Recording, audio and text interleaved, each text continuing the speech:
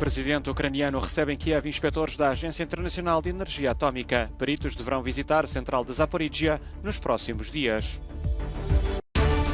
A 10 dias de reunião crucial sobre a energia na União Europeia, o governo espanhol diz que quer ter um papel cimeiro na reforma do mercado do gás. UNITA não reconhece resultado divulgado pela Comissão Nacional de Eleições sem analisar reclamações. Partido vai avançar com contestação. A guerra entrou numa nova fase. As autoridades ucranianas anunciaram o início da tão esperada contraofensiva após semanas de ataques destinados a cortar as linhas de abastecimento das forças russas em Kherson, no sul, e a destruir armazéns e postos de controlo russos. Há mais de 6 meses que a Ucrânia tem travado praticamente apenas batalhas defensivas nesta área, com alguns dos combates mais intensos a acontecerem a leste, no Donbass, e a sul, em direção a Kherson. No início de julho, o ministro da Defesa disse que o presidente Zelensky ordenou aos militares que libertassem o sul da Ucrânia, capturado e ocupado nos primeiros dias da invasão russa em larga escala. Oficiais ucranianos afirmam que as suas forças já entraram pelas primeiras linhas de defesa russas em áreas da província de Kherson que não revelaram e também não confirmam a libertação de quaisquer povoações. De facto, as autoridades estão a ser extremamente cautelosas com as informações que revelam sobre a contraofensiva em curso. No entanto, há 2 aspectos importantes já confirmados. Esta não é uma batalha por Kherson, é uma batalha pelo sul da Ucrânia. A porta-voz do Comando Sul afirmou que começaram ações ofensivas em várias direções, incluindo na região de Kherson. Segundo, a contraofensiva vai prolongar-se. Um conselheiro do presidente ucraniano disse, e passo a citar, esta é uma operação lenta, planeada para desgastar o inimigo. Portanto, temos de ser pacientes. O processo não será rápido, mas irá terminar com o hastear da bandeira ucraniana em todas as terras da Ucrânia.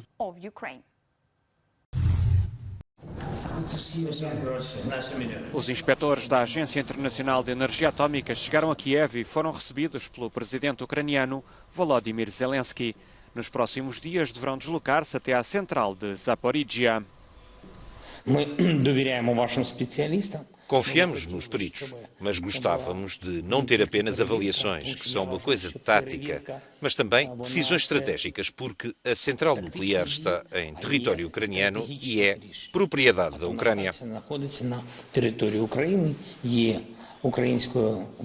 No terreno, os bombardeamentos continuam e alimentam os receios de um acidente nuclear. Kiev acusa a Rússia de instalar armas pesadas junto à central, mas Moscovo desmente e diz esperar ansiosamente a inspeção. Esperamos que esta missão decorra como foi acordado e estipulado. E repito, temos interesse nesta missão e estamos há muito tempo à espera dela.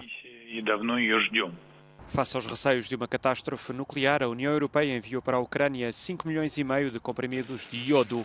Bruxelas promete manter o apoio a Kiev.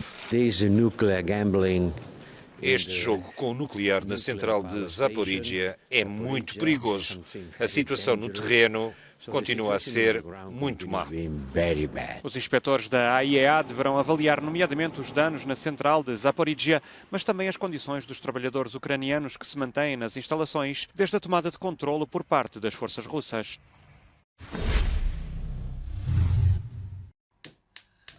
Está a preparar-se uma pequena revolução no mercado energético da União Europeia.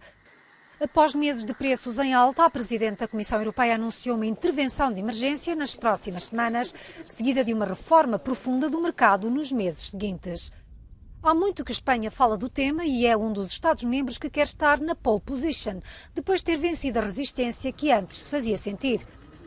O governo da Alemanha era dos mais céticos, mas a dependência do gás russo mudou as cartas do jogo e o governo de Madrid usa o seu trunfo.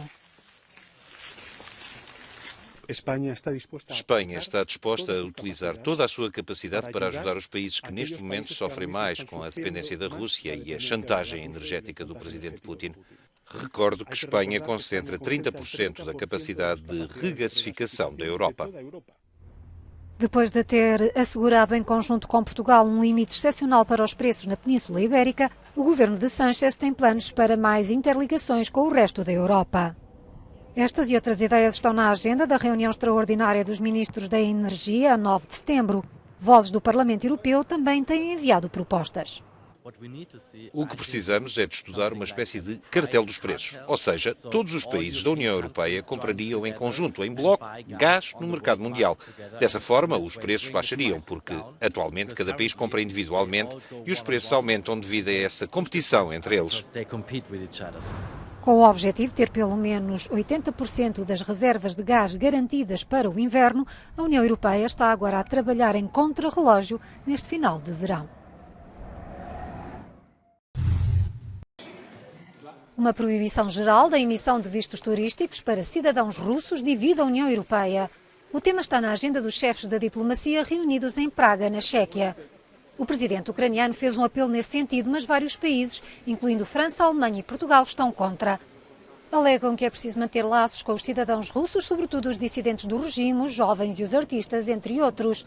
Mas noutras regiões da União, nomeadamente no leste, Escandinávia e Báltico, há quem defenda essa nova sanção. Estamos numa altura em que, por exemplo, os homens ucranianos lutam pela liberdade e pela liberdade do seu país, enquanto que os russos podem viajar para os países do sul da Europa para fazerem férias e compras em cidades simpáticas e por aí adiante. Simplesmente isto não está correto e não é justo. Apesar de as viagens aéreas entre a Rússia e a Europa terem sido suspensas, os turistas viajam por terra até países da União Europeia que fazem fronteira com a Rússia e apanham aí voos para outros locais, algo que é permitido pelas regras do espaço Schengen de livre circulação. Desde que a guerra começou, quase 1 milhão de cidadãos russos entraram em países da União Europeia com vistos turísticos. A Finlândia já decidiu processar apenas 10% dos pedidos habituais e outros países poderão adotar medidas similares, mas a Comissão Europeia não apoia uma proibição total. Não creio que cortar as relações com toda a população civil russa vá ajudar. Penso que esta ideia nunca teria a unanimidade necessária no Conselho Europeu. Por outro lado, acho que devemos rever a forma como alguns russos obtêm vistos. Certamente não os devemos conceder aos oligarcas. Temos de ser mais seletivos. Como o tema exigiria um voto por unanimidade, o resultado provável do debate será um acordo político para suspender um protocolo entre a União Europeia e a Rússia, de 2007, que facilita a burocracia dos vistos. O processo deverá tornar-se mais lento e dispendioso para os cidadãos russos. A UNITA, o principal partido da oposição em Angola, contesta os resultados definitivos das eleições gerais anunciados pela Comissão Nacional Eleitoral. A formação do Galo Negro diz ter tomado conhecimento dos mesmos através dos meios de comunicação estatais, sem que fossem cumpridos os trâmites legais previstos para o efeito. O partido não reconhece o resultado divulgado pela CNE enquanto não forem analisadas as queixas já efetuadas e promete avançar com uma reclamação que suspenderá o documento final apresentado na passada segunda-feira. É do interesse de todos os angolanos que a Comissão Nacional Eleitoral não se furte à comparação das atas síntese em posse dos partidos políticos, resultantes da vontade popular expressa nas urnas e que representa a verdade eleitoral. No domingo, o presidente da UNITA, Adalberto Costa Júnior, tinha afirmado em entrevista ao canal público de televisão português RTP que não contestam a vitória do MPLA no escrutínio de 24 de agosto, mas o número de mandatos que são atribuídos ao seu partido.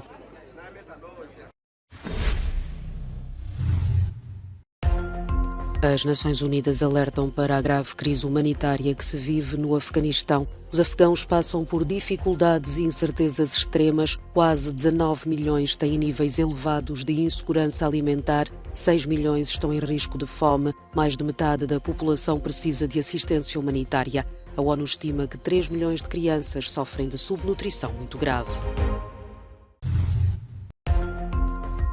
Um homem que viveu em isolamento voluntário durante quase 3 décadas na Amazónia brasileira e que se presumia ser o último sobrevivente de uma comunidade indígena devastada foi encontrado morto. Conhecido como Índio Tanaru, foi encontrado dentro da sua rede numa cabana. Era conhecido também como Índio do Buraco devido ao hábito de cavar buracos profundos nas cabanas que habitava.